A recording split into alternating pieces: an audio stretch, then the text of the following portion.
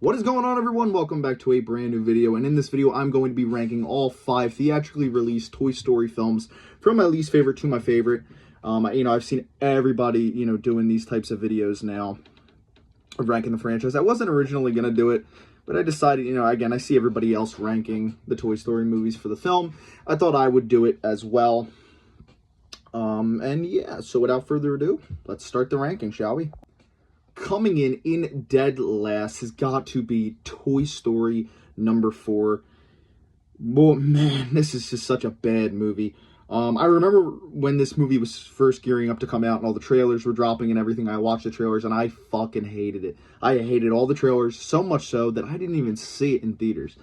And that's saying something because I am a huge Toy Story fan. I love Toy Story. I think the first 3 is the perfect trilogy. It's easily a top 5 favorite trilogy of mine. I love the franchise. I love Toy Story. And so, yeah, I skipped it. I didn't even bother seeing the movie in theaters. I was like, it just looks bad, and I'll just wait. And I didn't end up seeing it until like 4 years later, 3 years later, something like that. I think I saw it in 23, in late 2023. I think I saw the movie, and I watched it, and I hated it, man. My biggest issue with the film, and I think the biggest offender, is classic Disney. They did the same shit with Star Wars, and Indiana Jones in a way. They have this tendency to push out all of our fan favorite characters that we've grown to know over the years and grow to love and appreciate. They kind of just shove those characters to the side and then force in a bunch of brand new characters that we really don't give a shit about because they're not good. They're not fleshed out. They're not they have no depth. They're not interesting in any way. So in Toy Story 4, you spend very little time with the core gang. You spend maybe 5 minutes in total of screen time with them. And by the core gang, I don't include Buzz and Woody. I don't include them. Just talking about like Jessie and Rex and Slinky and all of Bonnie's original toys and Mr. and Mrs. Potato Head and Pork or Ham, whatever, all those guys, they just take a gigantic backseat and they introduce all these new characters like Forky, like the race car driver played by Keanu Reeves. I don't even remember their names. They're just so forgettable. The 2 stuffed animals, the ones that keep picking on Buzz or whatever. The villain in this movie's fucking weak. Forky is the most irritable, annoying character this whole movie. Not to mention, this whole movie it's unnecessary. We had the perfect ending with Toy Story 3, and this was the movie that revived the franchise for no reason other than to make money and ruin the perfect ending that Toy Story 3 had. Just to have a repeat storyline of something we've already done. This whole storyline in Toy Story 4 is just a repeat of 2. It's a lost toy, and Woody's going after him to try and find him, and the other toys are following close behind. That's exactly what happens in Toy Story 2. To a T, man. And it's just reusing the same story. It's not interesting. We've been through this. It's like, why are we doing this again? Obviously the movie looks better. It's upgraded, graphics or whatever. The animation style is just so much newer. It looks way better.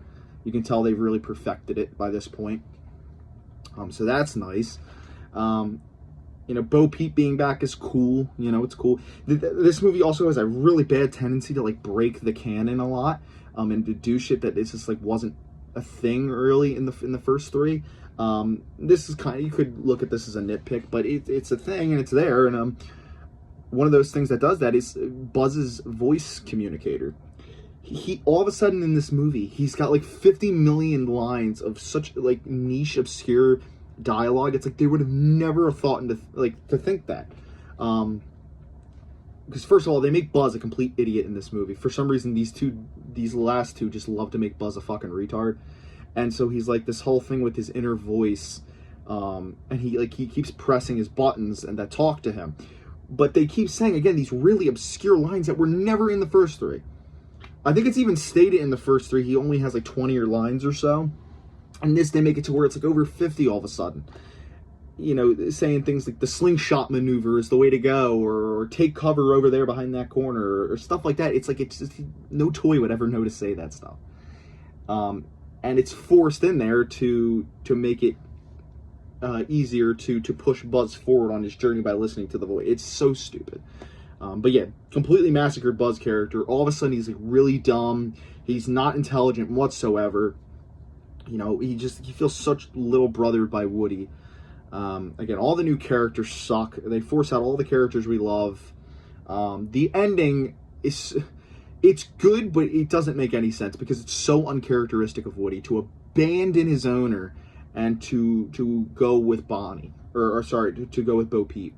It makes no sense. This whole fucking franchise, Woody, is about loyalty. You stick with your owner. You do not abandon them by any means necessary. And the fucking thing he does at the end of this movie is exactly that. He abandons Bonnie. He says, you know what? I'm just going to go with Bo Peep instead. It's so uncharacteristic of Woody, and it just makes no sense. And again, it doesn't even matter because they fucking ruin it with 5 anyway. Terrible. 4 is god-awful. One of the worst movies I've ever seen. Coming in at number 4, we have the newly released Toy Story 5. Like I explained in my review, this is kind of just going to be a little condensed version of what I said in that video. It just feels like a mess. It's just such a mess. You can tell it was so rushed. Again, story doesn't feel necessary. It's just a copy of what happened in 3.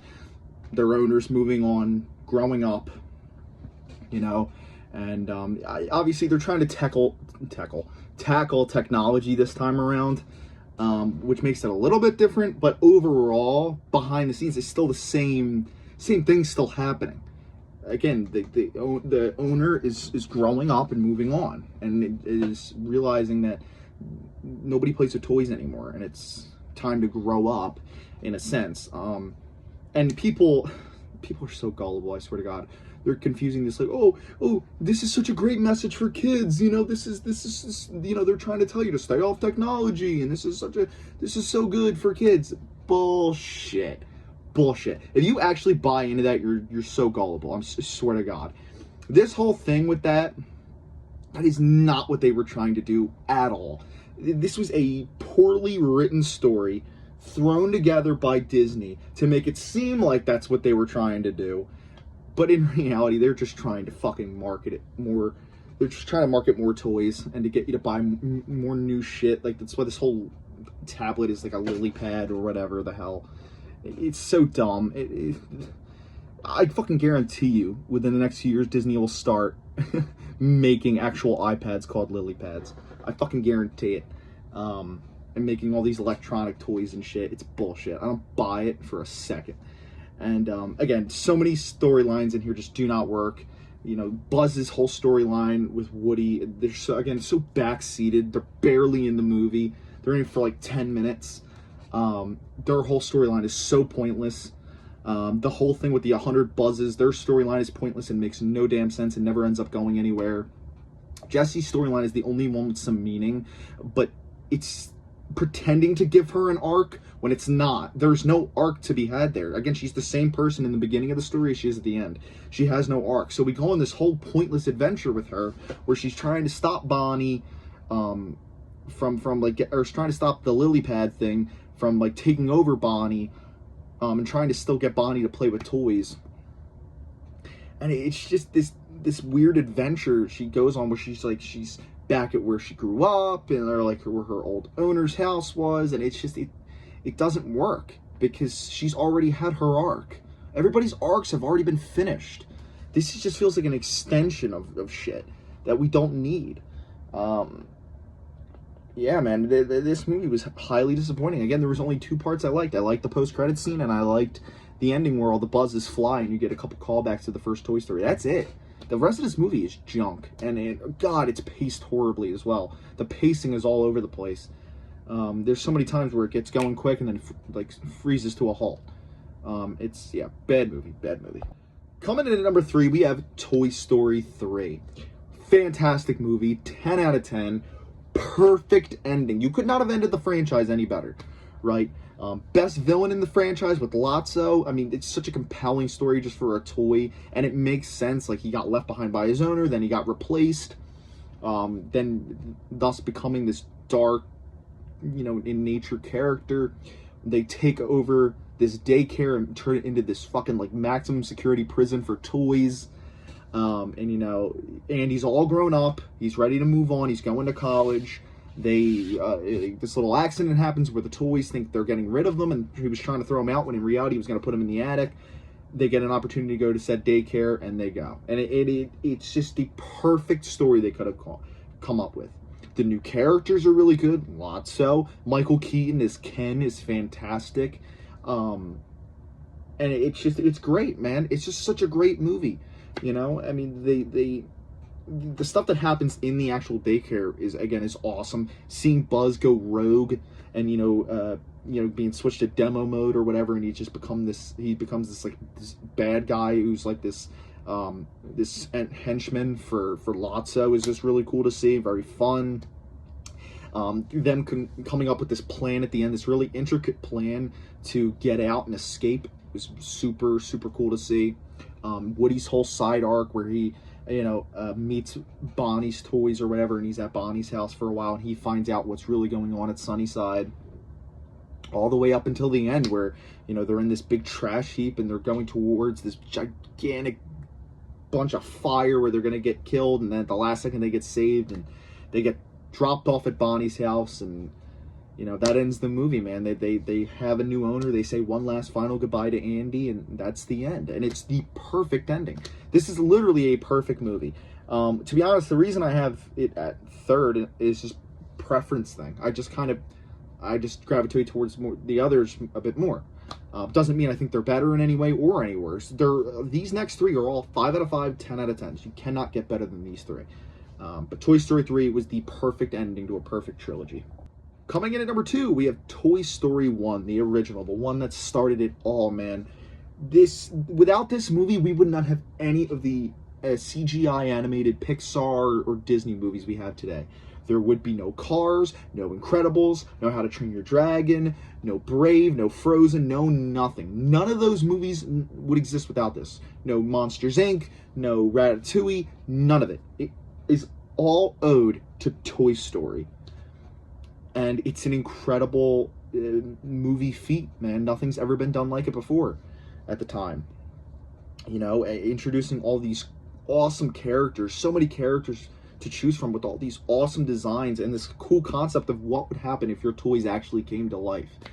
It's incredible. It's an incredible movie. And if you catch it at the right age, you will fall in love with it, I promise you.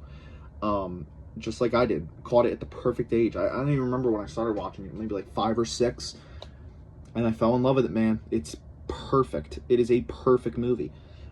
Everything from, again, the characters, the voice acting is incredible. From Tom Hanks is Woody, who just, is this very high volume, high energetic character who screams his lungs out. And it just all feels so natural and real. To Tim Allen, who plays Buzz Lightyear, it's great. It's all fantastic. The soundtrack is amazing. I mean, everybody knows the main Toy Story theme song. It's so iconic, dude. It's up there with like Star Wars and Indiana Jones, and it's so iconic. The soundtrack in the first movie is something that they still have not been able to touch. Hence why they just keep reusing it. They have not been able to come up with a new soundtrack that tops the first movies, man. So many great songs on that soundtrack. I still listen to that soundtrack to this day.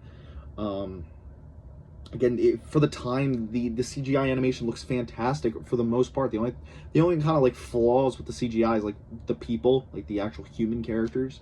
But who gives a shit, man? They look decent enough, and it gets you by. It's just such an incredible movie, and it changed cinema forever. Forever. Such an important film. But coming in at number 1, I gotta go Toy Story 2. Top 3 greatest direct sequel ever made. Such an incredible movie, man. The concept, brilliant sequel concept. This toy gets lost. Woody goes out to try and save it. He gets kidnapped, essentially, by this greedy motherfucker who wants to sell him. Woody finds out more of his lore and his heritage and his backstory of how he's this extremely rare cowboy doll, and he comes from this long lineage of advertisement, and he meets Jessie. That lead me to the next point. The new characters in this movie are great. Jessie is one of the best characters in the series. I'd say she's top. Her and Buzz are the two best in my opinion. We meet Jessie. Bullseye, who's an adorable side character. We get Stinky Peter, the prospector, who's a great villain right there next to Lotso, in my opinion. The animation is such a huge step up. Everything looks better. Everything looks refined. It just looks fantastic. Great looking movie. Still holds up to this day, in my opinion, in that regard. You also get Zurg in there as a fucking awesome villain, and even if we only get him for a little bit, it's still sick. We get like some Star Wars callbacks. How he's like the "No, I am your father" part with Buzz. Awesome. You know, we get Buzz with his new belt, which looks sick. The opening, oh my god, the opening of this movie.